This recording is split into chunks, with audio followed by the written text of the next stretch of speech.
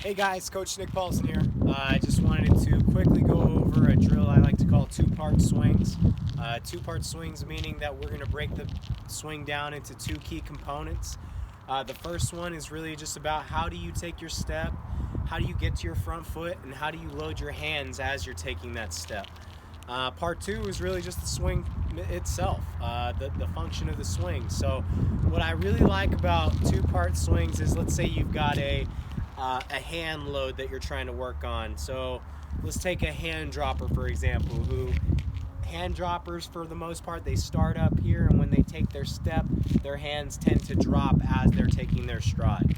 So what I like to do with those guys, the hand dropper, I like to normally have them work from a lower starting place with their hands.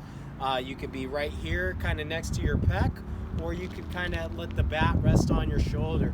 And in the first part, if I was working with this hitter in a two-parted drill, I would really key on part one of getting his hands to work up with his stride, whereas where he was before was hands up, and then he takes his step and his hands sink down and lower.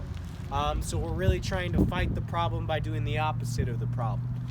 So I'm here, I tell it to the hitter, all right, go ahead, show me part one. Then on this part, you can notice that I'm here, I'm stacked, I'm ready to swing. Now you as the parent, you would give the cue to do part two. So part two, that's when I'm unloading and finishing the swing. Okay, so that's really two-part drills.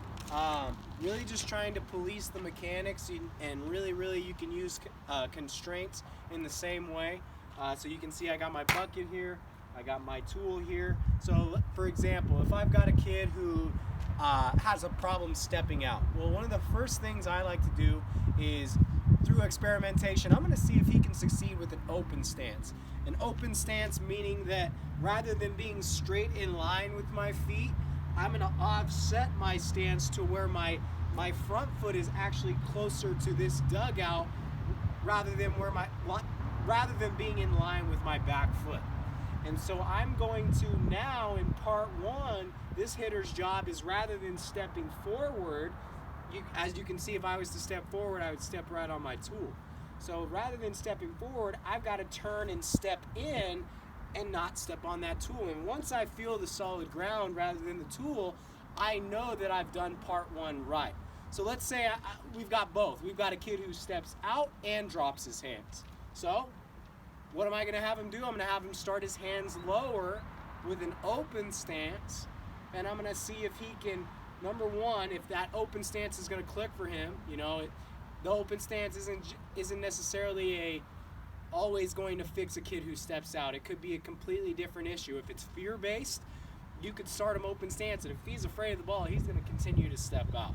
So you kind of got to dive deeper into why the kid's stepping out or why the kid's dropping his hands. Maybe he thinks that the best hit in the world is a ball in the air. So it's really about tapping into your son and really understanding what he's thinking and what he views as important.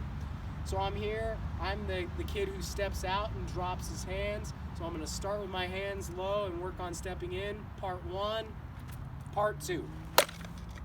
Okay?